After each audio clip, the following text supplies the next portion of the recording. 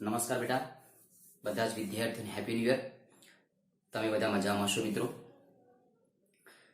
મિત્રો, અત્યારે કોરોના મહામારીના કારણે આપણે જે દિવાળી પછી સ્કૂલ ચાલુ કરવાની જે ગણતરી હતી બેટા, એ આપણે કરી શક્યા નથી. એટલે અત્યારે આપણે આવી જ રીતે ઓનલાઈન જે કામ કર્યું છે દિવાળી પહેલા, એ જ વસ્તુ અત્યારે બી ચાલુ રાખવી પડશે મિત્રો. મિત્રો, તમારે તમારા કામની અંદર થોડોક સુધારો કરવો પડશે. હવે જે પણ વિડીયો લેક્ચર તમારા મિત્રો મળે છે તમારે તમારી નોટબુક્સમાં લખી તમારે એનો કમ્પ્લીટ ફોટો પાડી અને તમારે મને પર્સનલ મેસેજમાં પીડીએફ ફાઇલને કરીને ફોરવર્ડ કરવો પડશે, મોકલવો પડશે, કે જેના કારણે બેટા તમારું કામ સારું થઈ શકે. તમે કેટલું કામ કર્યું છે દિવાળી પહેલાં, કેટલા લેક્ચર જોયા છે, કેટલી નોટબુક્સ બનાવી છે, બરાબર? એવું હવે નહીં ચાલે. ડે ટુ ડેનું કામ, બરાબર, દરરોજનું મિત્રો કામ દરરોજ તમારે એના ફોટા પાડી અને મને તમારે એની પીડીએફ ફાઇલ બનાવી અને તમારે મને વોટ્સઅપ કરવો પડશે. ક્લિયર? આ ધ્યાન રાખીશું મિત્રો. અમુક સમયના ગાળા દરમિયાન હું તમને સ્કૂલમાં પણ બોલાવીશ કે જેના કારણે તમારું હોમવર્ક અથવા તમારું કામ કેટલું છે એ આપણે ચેક કરી શકીશું. મિત્રો, અત્યારે તમારે તમારી શારીરિક અને માનસિક તંદુરસ્તી બંને જળવાઈ રહે એવી રીતે તમારે કામ કરવાનું છે. તમારા પરિવારના બધા જ સભ્યો, બરાબર, પોતાની તંદુરસ્તી સારી હોય એવી રીતે આપણે આ સમયમાંથી પસાર કરવો પડશે. પરીક્ષા ક્યારે લેવાશે, સ્કૂલ ક્યારે ચાલુ થશે, એ બધા જ પ્રશ્નોમાંથી અત્યારે આપણે બહાર નીકળી અને અત્યારે માત્ર એક જ કામ પર બેટા ફોકસિંગ કરવાનું છે આપણે, કે આપણે જે ભણીએ છીએ અથવા આપણે જે ભણી ચૂક્યા છીએ, હવે જે ભણવાનું છે એમાંથી આપણને કેટલું આવડે છે અને આપણે હવે પછીના જે ભણવાનું છે એમાં કેટલી રીતે અથવા કઈ રીતે સારું કામ કરી શકીએ. કદાચ કોઈ પણ પ્રકરણમાં કોઈ કચાશ રહી હોય, કોઈ ચેપ્ટર આપણને નથી ફાવતું, તો એના પર થોડું વધારે ધ્યાન રાખીશું મિત્રો. કેમિસ્ટ્રી હોય, ફિઝિક્સ હોય યા મેથ્સ હોય. ઓકે બેટા? 100% અત્યારે ખરાબ સમય મિત્રો પસાર થાય છે, બરાબર? એમાંથી દરેક વિદ્યાર્થી, તમારે, અમારે બધાએ પસાર થવાનું છે. પરીક્ષા ક્યારે લેવાશે, પરીક્ષામાં કેટલું પૂછાશે, કેટલા ચેપ્ટરમાંથી કેટલો સિલેબસ કપાણો છે, એવું બધું વિચાર્યા વગર, કોઈની વાતોમાં આવ્યા વગર આપણે માત્ર આપણું જ કામ કરવાનું છે. પરીક્ષામાં જે પૂછાશે એ જે સરકારના ગાઈડલાઈન પ્રમાણે જે નિમણૂક કરેલી સંસ્થાઓ છે, એના જવાબદાર વ્યક્તિઓ છે, એ નક્કી કરીને આપણે એના પ્રમાણે આપણે ફોલોઅપ કરતા રહીશું. અત્યારે માત્ર બેટા આપણે ભણવા સિવાય બીજું કશું કામ ના હોવું જોઈએ. કોઈ પણ પ્રકારની બીજી ગેર માર્ગે દોરનારી જે વાત છે એના વાતમાં આયા સિવાય આપણે આપણું કામ સારું થઈ શકે એ જ આપણો પ્રયત્ન હોવો જોઈએ. તમે એક્ઝામ આપી ચૂક્યા છો, પ્રથમ વાર્ષિક પરીક્ષા, એની અંદર એના ચેપ્ટરો, તમારે જે પ્રકરણ છે એનો ટેસ્ટ લીધો છે આપણે, એ ટેસ્ટ તમને જોઈને એના માર્ક્સ પણ તમને મળી જશે મિત્રો, બરાબર છે? આપણે આપણું કામ સારું થાય એવું જ કામ કરવાનું છે. તો મિત્રો, હવે આપણે આપણા સિલેબસમાં વાત કરીએ મિત્રો, તો જે 6 ચેપ્ટર છે એ ક્લિયર થઈ ગયા છે મિત્રો. હવે 7મું ચેપ્ટર છે, આપણે સ્ટાર્ટ કરીશું કે ક્રમચય અને સંચય. બહુ સરસ ચેપ્ટર છે મિત્રો. 7મું ચેપ્ટર અને 8મું ચેપ્ટર બંને એકબીજા પર ડિપેન્ડન્ટ છે. ક્રમચય અને સંચય એને કહી શકાય પરમ્યુટેશન એન્ડ કોમ્બિનેશન. બરાબર? હવે એની અંદર બેટા એવા પ્રકારના પ્રશ્ન છે કે પહેલો છે ગણતરીનો મૂળભૂત સિદ્ધાંત છે. ફર્સ્ટ ટોપિક છે ગણતરીનો મૂળભૂત સિદ્ધાંત.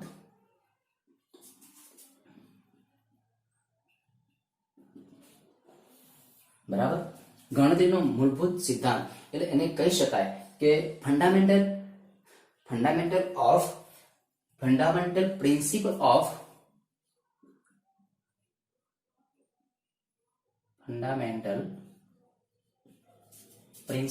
Of counting. એટલે એને કહી શકાશે એફપીસી. બરાબર? ફંડામેન્ટલ પ્રિન્સિપલ ઓફ કાઉન્ટિંગ, ગણતરીનો મૂળભૂત સિદ્ધાંત. હવે એની અંદર 2 ભાગ છે. નંબર 1 ગુણાકારનો મૂળભૂત સિદ્ધાંત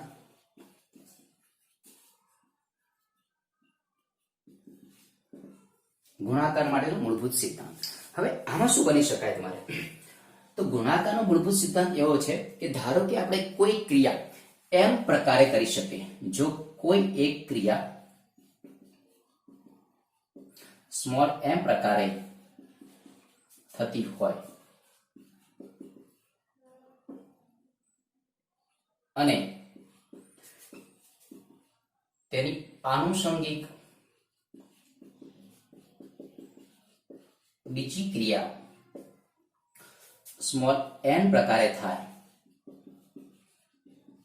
તો આ ક્રિયા કરવાના કુલ પ્રકારો તમને શું મળશે બેટા? m dot n. ધારો કે કોઈ એક ક્રિયા તમે m રીતે કરી શકો છો અને એની સાથે જ બીજી ક્રિયા સમજો કે m રીતે બની શકતી હોય તો એ બે ક્રિયા આખી ક્રિયા કરવાના કુલ પ્રકારની સંખ્યા mn રીતે તમે કરી શકો છો મિત્રો. બીજો નિયમ છે સરવાળાનો મૂળભૂત સિદ્ધાંત.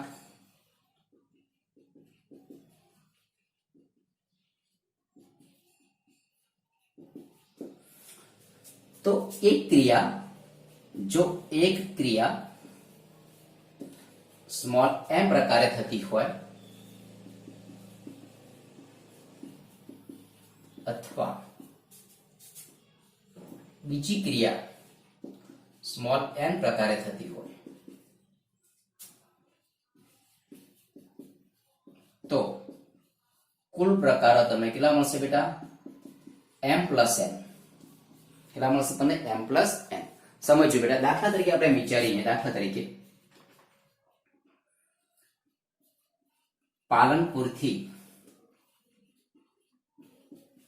અમદાવાદ બસ દ્વારા જઈએ છીએ.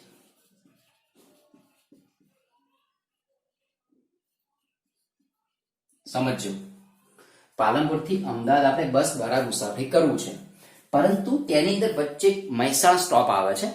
બરાબર, અહીંયા પાલનપુર છે. પાલનપુર થી આપણે બસ દ્વારા અમદાવાદ જઈએ છીએ મિત્રો. એની અંદર અહીંયા સ્ટોપ છે તમારું મહેસાણા. તમારે બસ દ્વારા જ જવાનું છે, નક્કી છે. તમારે જવાનું છે બસ દ્વારા જ જવાનું છે. તો બેટા પાલનપુર થી મહેસાણા એ m પ્રકારે જો ક્રિયા થતી હોય તો હવે મહેસાણા સ્ટોપ છે તો મહેસાણા થી અમદાવાદ. મહેસાણા તમે બસ તમારે ચેન્જ કરો છો પણ તમારે બસમાં જ બેસવાનું છે, નક્કી છે.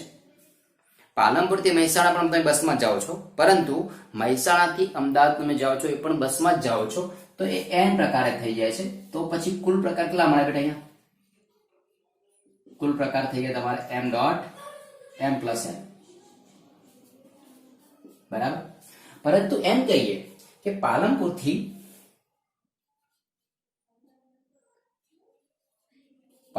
આપણે મહેસાણા જઈએ છીએ એ બસ દ્વારા જઈએ છીએ. સમજો, આપણે પહોંચવાનું છે અમદાવાદ જ, પણ પાલનપુર થી મહેસાણા આપણે બસ દ્વારા જઈએ છીએ. પછી આપણે સમજો કે મહેસાણા ઉતરી જઈએ છીએ અને ત્યાંથી સમજો કે કોઈ આપણે રિક્ષામાં જઈએ છીએ, કોઈ ગાડીમાં જઈએ છીએ, અથવા કોઈ પેસેન્જર વ્હીકલમાં જઈએ છીએ, અથવા આપણે ટ્રેન દ્વારા જઈએ છીએ. તો એ અલગ અલગ વસ્તુ થઈ જાય છે. બરાબર છે? ટ્રેન દ્વારા, ગાડી દ્વારા કે પછી પર્સનલ અથવા પેસેન્જર ગાડી. બરાબર, તો બેટા અહીંયા આપણે પહોંચવાનું છે તો અમદાવાદ જ છે, પણ આ ત્રણ માધ્યમથી આપણે કોઈ માધ્યમ લઈશું. ટ્રેન દ્વારા જઈએ છીએ, ગાડી દ્વારા જઈએ છીએ, પેસેન્જર દ્વારા ગાડી છે. તો એની ધારો કે આપણે m કહીએ અને આ m કહીએ તો અહીંયા કુલ પ્રકાર તમને મળશે m ડોટ n. મિત્રો, અહીંયા ગુણાકારનો મૂળભૂત સિદ્ધાંત લાગે છે, જ્યારે અહીંયા તમારો સરવાળાનો મૂળભૂત સિદ્ધાંત ત્યાં તમારું કામ કરે છે. બરાબર, ધારો કે તમે અમદાવાદથી મહેસાણા સુધી બસ દ્વારા જાઓ છો અને 10 પ્રકાર અલગ અલગ બસ બદલો છો, તો 10 નો તમારો શું આવશે? ત્યાં સરવાળો આવશે. ઓકે, અને જો બસના માધ્યમથી અલગ માધ્યમમાંથી તમારે જવું છે તો એ બધાનો શું આવશે બેટા? ત્યાં તમારે ગુણાકાર આવશે. આ ધ્યાન રાખીશું આપણે.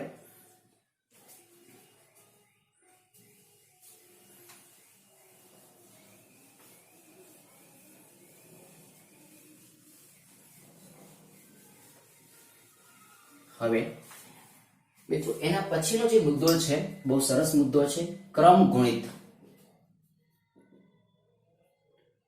ક્રમ ગુણિત એટલે કે ફેક્ટોરિયલ.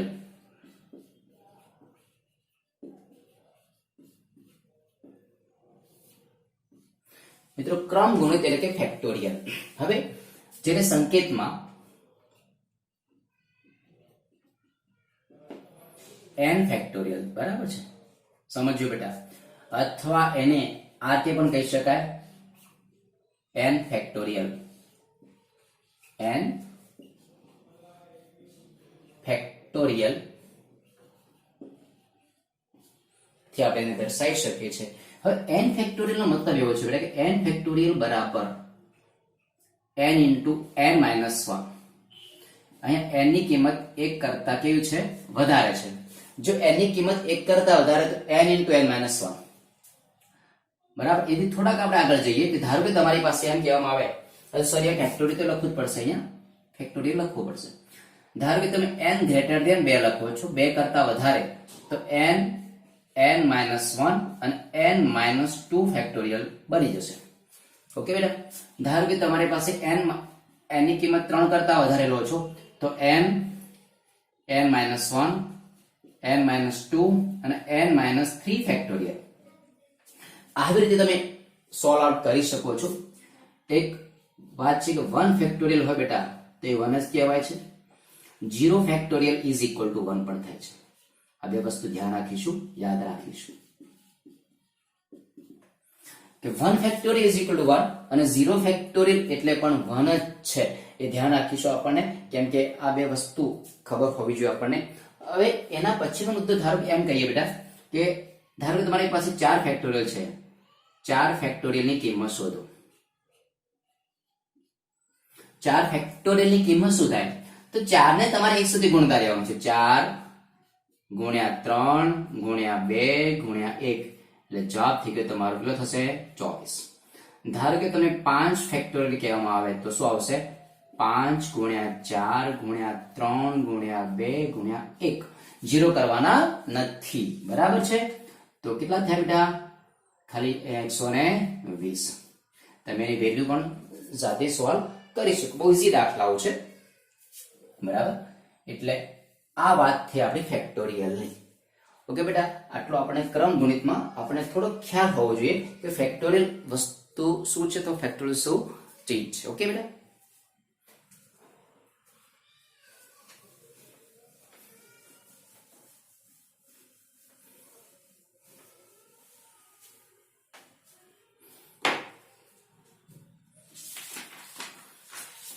હવે ધ્યાન રાખો બેટા કે તમારો સ્વાધ્યાય 7.1 છે. પહેલું જુઓ કે સ્વાધ્યાય 7.1 એનું પહેલું એક્ઝામ્પલ છે કે નીચેની શરતો અનુસાર, નીચેની શરતો અનુસાર 1 2 3 4 અને 5 અંકોનો ઉપયોગ કરી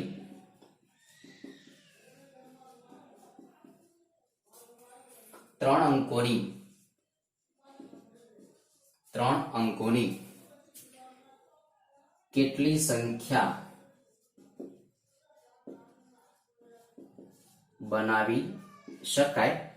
એમાં એક છે અંકોનું પુનરાવર્તન, અને અંકોનું પુનરાવર્તન કરવાનું નથી, એટલે કે અંકોનું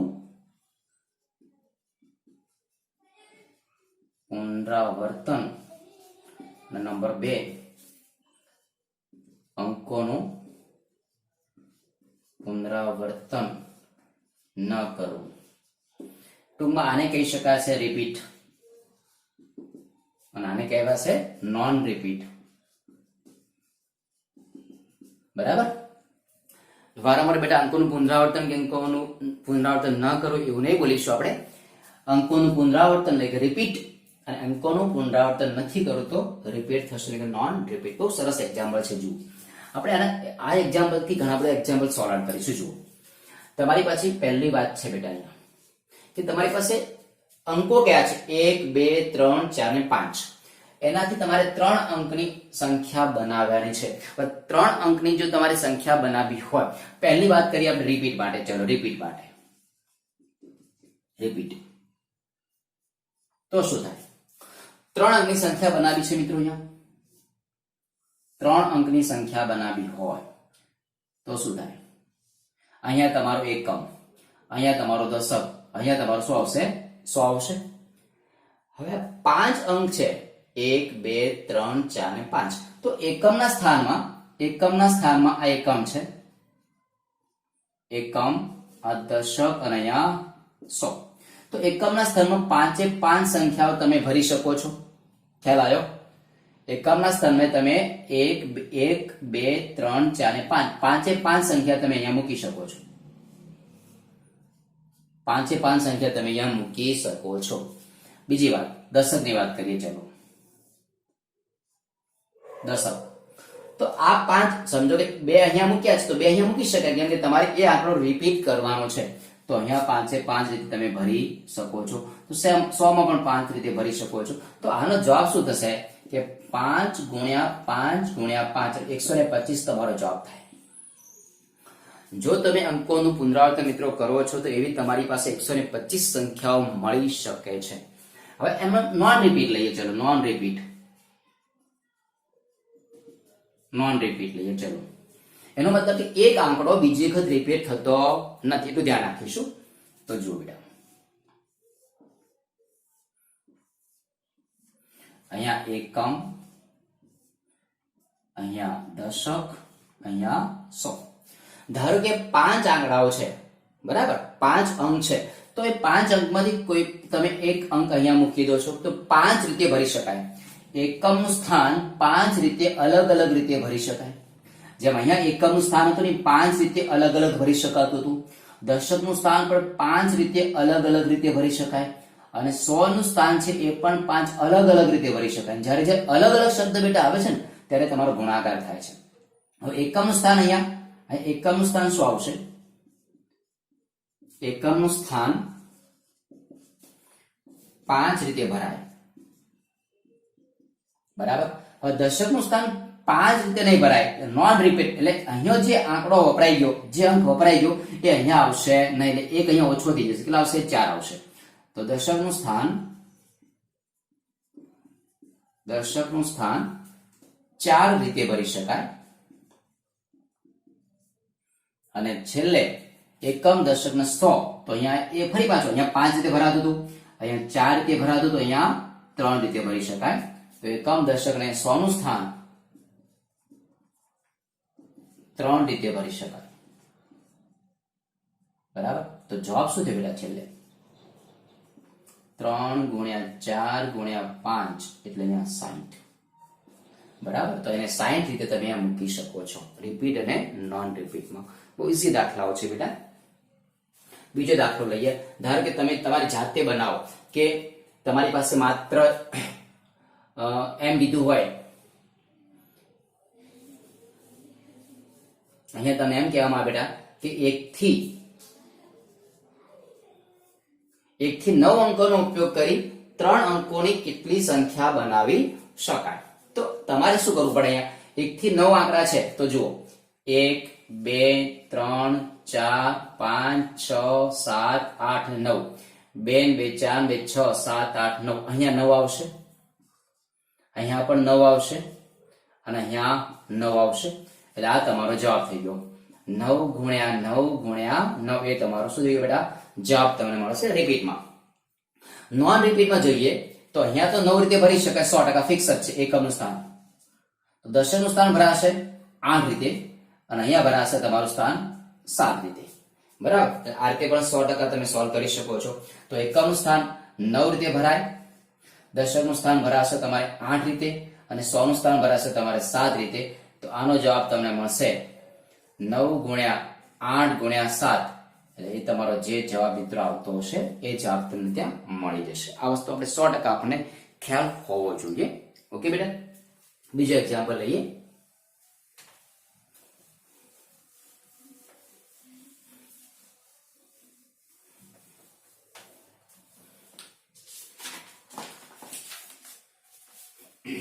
જો અંકોનું પુનરાવર્તન કરી શકાય તો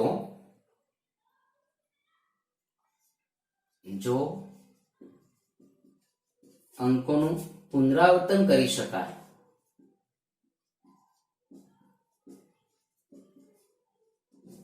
તો 1, 2, 3, 4, 5 અને 6 અંકો વડે ત્રણ અંકોની કેટલી યુગ્મ સંખ્યાઓ બને?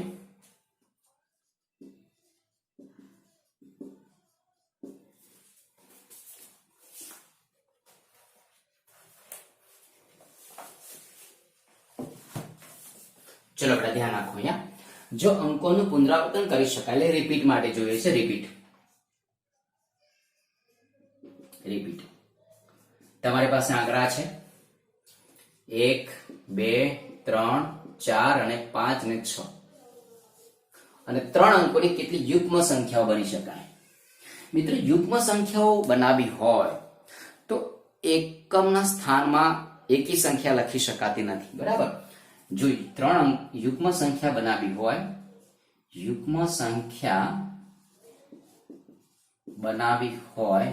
તો એકમનું સ્થાન કાં તો 2, કાં તો 4, કાં તો 6, 2, 4 કે 6 વડે ભરવું પડે.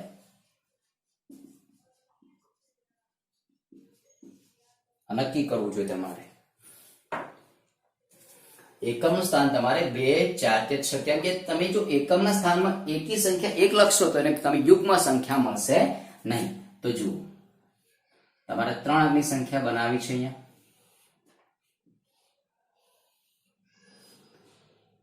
અહીંયા એકમ છે, અહીંયા દશક અને અહીંયા 100. તો એકમ સ્થાન તો નક્કી થઈ ગયું તમારી પાસે. કાં તો 2, કાં તો 4, કાં તો 6 વડે, એટલે આ ત્રણ રીતે ભરી શકાય. એકમ સ્થાન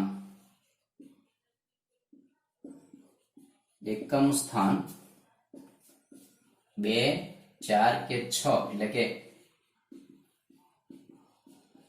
3 રીતે ભરી શકાય. ઓકે બેટા, એકમનું સ્થાન એ તમે 3 રીતે જ ભરી શકો. હવે દશકનું સ્થાન જુઓ.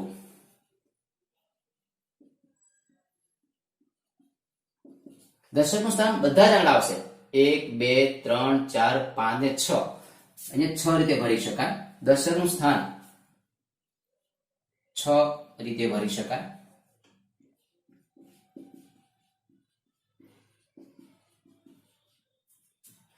એકમ, દશક અહીંયા 100.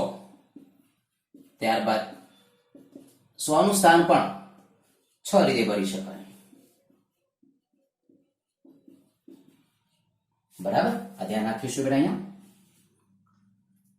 કેમ કે એકમ ના સ્થાનમાં તમે 2, 4 કે 6 લેશો તો જ એ યુગ્મ બનશે. તો જવાબ શું મળશે? 6 ગુણ્યા 6 ગુણ્યા 3, 36 ગુણ્યા 3 એટલે 108. આ તમારો જવાબ થઈ ગયો બેટા. ઓકે બેટા, આ રિપીટ માટે વાત કરીએ. ધારો કે નોન રિપીટ લઈએ. નોન રિપીટ વિચારો તમે. હવે બેટા આ ન લખીએ તો આપણને ખ્યાલ હોવો જોઈએ કે નોન રિપીટમાં કેવું થશે કે એકમનું સ્થાન જે છે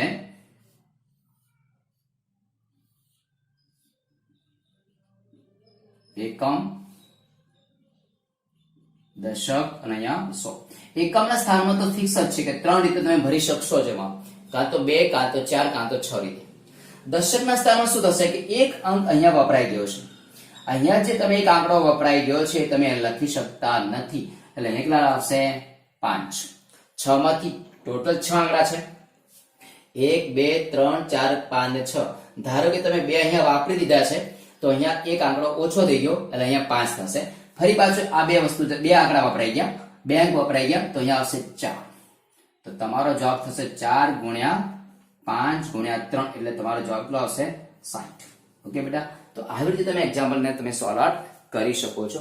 ધારો કે આ જ એક્ઝામ્પલ તમે યુગ્મ કીધો છે બેટા, એમ કીધું કે અયુગ્મ માટે કીધો તો શું કરી શકાય? અયુગ્મ.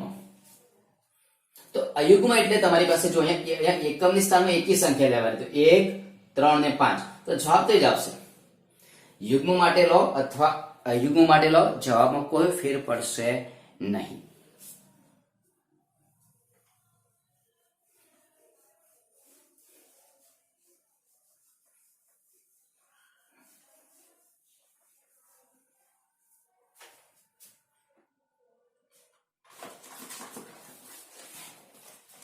ત્યારબાદ જો એક્ઝામ્પલ 3, પુનરાવર્તન સિવાય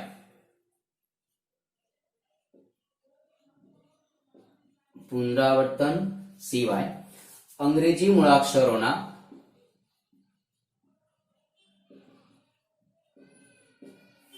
મૂળાક્ષરોના પ્રથમ 10 અક્ષરોના ઉપયોગથી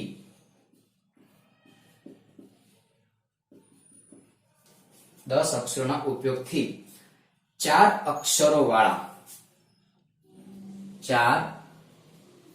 અક્ષરો વાળા કેટલા સંકેત બનાવી શકાય?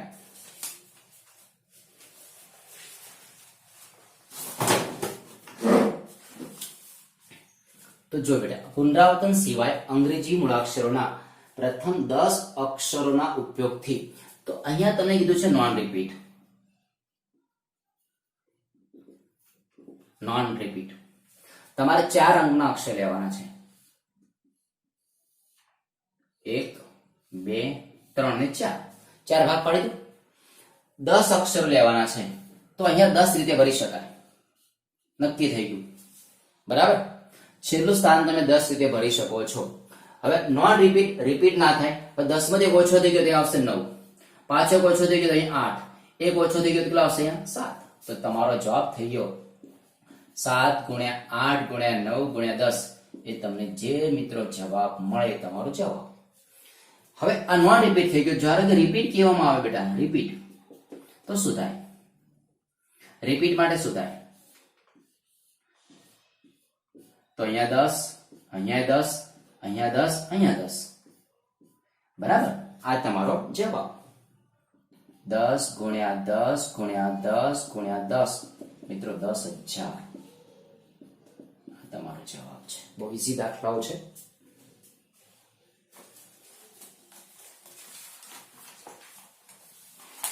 ત્યારબાદ નંબર 4 જુઓ બેટા, તમે તમારી ટેક્સ્ટ બુકમાં નામ જોતા રહેજો કે 0 થી 9 અંકોનો ઉપયોગ કરી 0 થી 9 અંકોનો ઉપયોગ કરી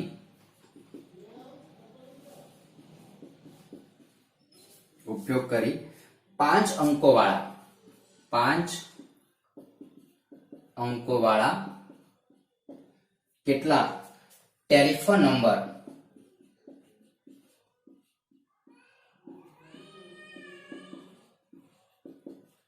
બનાવી શકાય?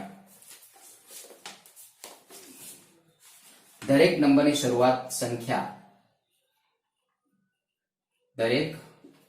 નંબરની શરૂઆતની સંખ્યા 67 થી થાય છે.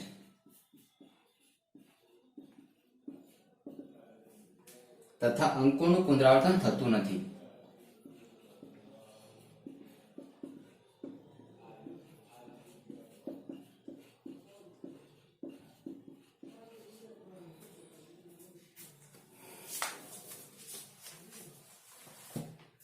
ધ્યાન આપજો બેટા, 0 થી 9 અંકોનો ઉપયોગ કરી 5 અંકોવાળા કેટલા ટેલિફોન નંબર બનાવી શકાય? 0 થી 9 વિચારો તમે. 0 થી 9 માં કુલ 10 અક્ષર છે, 10 અંક છે, બરાબર. 0 થી 9 માં કુલ 10 અંકો છે. એમાં 5 અંક રિપીટ થતું નથી, એટલે કે નોન રિપીટ લઈએ. નોન રિપીટ 5 અંક વાળા તમારે બનાવવાના છે. 1 2 3 1 2 3 4 ને 5, બરાબર. તો બેટા અહીંયા દરેક નંબરની શરૂઆત 67 થી થાય છે એ તો નક્કી છે. અહીંયા તમારે પહેલો અક્ષર અને બીજો અક્ષર એ 67 નક્કી જ છે, ફિક્સ જ છે. આને તમારે બદલવાનું નથી. એટલે આ એક રીતે થઈ શકાય, આ એક જ રીતે ભરી શકાય, આ પણ એક જ રીતે ભરી શકાય. ધ્યાન રાખજો, આ નક્કી થઈ ગયું. 6 અહીંયા 6 જ હોવા જોઈએ. ત્યાં પછી 5 ના ચાલે, 4 ના ચાલે, 9 ના ચાલે. અહીંયા બીજો અંક તમારો 7 હોવો જોઈએ. એટલે આ 6 એક જ રીતે ભરી શકાય છે. આ સ્થાન પણ એક જ રીતે ભરી શકાય છે. વાત રહી માત્ર 3 સ્થાનની વાત રહી બેટા. તો અહીંયા કેટલા થશે જુઓ, વિચારો. રિપીટ કરવાનું નથી, બરાબર, નોન રિપીટ. બાકી તો 8 જ વધ્યા બેટા. આ બે આંકડા અહીંયા ફિક્સ થઈ ગયા. અહીંયા તમારા બે આંકડાઓ વપરાઈ ગયા છે. તો અહીંયા તમે 8 રીતે ભરી શકો છો. ઓકે, એના પછીનું સ્થાન, હવે 3 આંકડા વપરાઈ ગયા તો અહીંયા 7 રીતે ભરી શકાય. 4 વપરાઈ ગયા તો અહીંયા આવશે 6 આવશે. તો જવાબ શું આવશે? જવાબ કેવી રીતે લખો બેટા?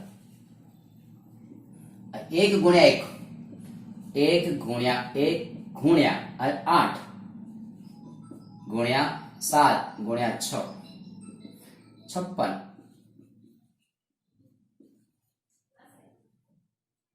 હા તમારું છે. ઓકે બેટા, એટલે આવી રીતે એક્ઝામ્પલને સોલ્વ આઉટ કરી શકો છો. બહુ ઈઝી દાખલાઓ છે, કેમ કે આ બે આંકડાને તમારે ફિક્સ જ રાખવાના છે, એમાં બદલાવાનું છે નહીં. જે આંકડાઓ કીધા કે ફિક્સ રાખવાના છે તો એ તો ફિક્સ જ થઈ ગયા. બાકીમાં જે મેં પ્લસ માઇનસ કરી શકો. ધારો કે રિપીટ પર દીધો તો શું થાય? રિપીટમાં તો જુઓ, રિપીટમાં શું થાય? અહીંયા 6 અને 7 એ તો ફિક્સ જ છે. એ તો એક અને એક રીતે જ ભરી શકાય, એમાં કોઈ ફેરફાર તમે કરી શકતા નથી. પણ અહીંયા થઈ ગયા તમારા 8. અહીંયા 8 આવ્યા તો અહીંયા 8 જ ભરાઈ શકાય, અને અહીંયા પણ 8 જ ભરી શકાય.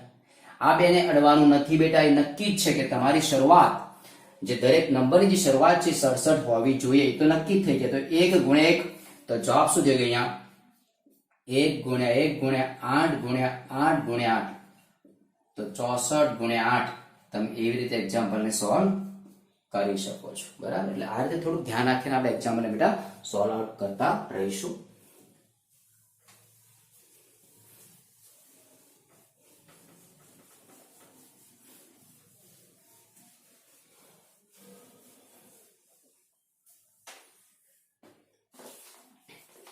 ત્યારબાદ જુઓ નંબર 5. એક સિક્કો 3 વખત ઉછાળવામાં આવે છે અને પરિણામ નોંધવામાં આવે છે તો કેટલા શક્ય પરિણામ હશે? બહુ સિમ્પલ છે.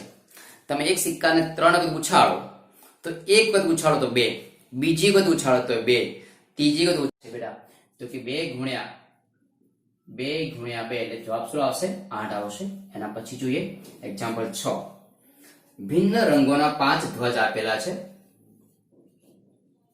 ભિન્ન રંગોના 5 ધ્વજ આપેલ છે. એકની નીચે બીજો, એકની નીચે બીજો એવા 2 ધ્વજથી બનતા કેટલા સંકેત બનાવી શકાય? મિત્રો આપણે એક સરસ એક્ઝામ્પલ કહી શકાય કે ભિન્ન રંગોના 5 ધ્વજ છે. 5 ધ્વજ ભિન્ન રંગોના 1 2 3 4 ને 5. આ પહેલો ધ્વજ, બીજો, ત્રીજો, ચોથો ને 5. 5 ધ્વજ છે. ભિન્ન રંગોના 5 ધ્વજ આપેલા છે. એકની નીચે બીજો એવા 2 ધ્વજની, એકની નીચે બીજો એવા 2 ધ્વજથી બનતા કેટલા સંકેત બનાવી શકાય? તો ધારો કે એક આ ધ્વજ છે, એ ધ્વજની નીચે બીજો ધ્વજ છે. એટલે આ 2 ધ્વજની જ વાત કરીએ આપણે. આ 2 ધ્વજની વાત કરીએ તો જવાબ શું આવશે? 5 ગુણ્યા 4 એટલે કેટલા જવાબ આવશે? 20 આવશે. ધારો કે એકની નીચે બીજો ને બીજા નીચે ત્રીજો હોય તો 5 ગુણ્યા 4 ગુણ્યા 3. એકના નીચે બીજો, ત્રીજો ને ચોથો હોય તો 5 ગુણ્યા 4 ગુણ્યા 3 ગુણ્યા 2. 5 ની વાત કરીએ તો 5 ગુણ્યા 4 ગુણ્યા 3 ગુણ્યા 2 ગુણ્યા 1. એટલે તમે આવી રીતે એક્ઝામ્પલ આખો સોલ્વ આઉટ કરી શકો છો. બહુ ઈઝી દાખલો છે બેટા. તો આટલા સુધી આપણે રાખીએ છીએ બેટા.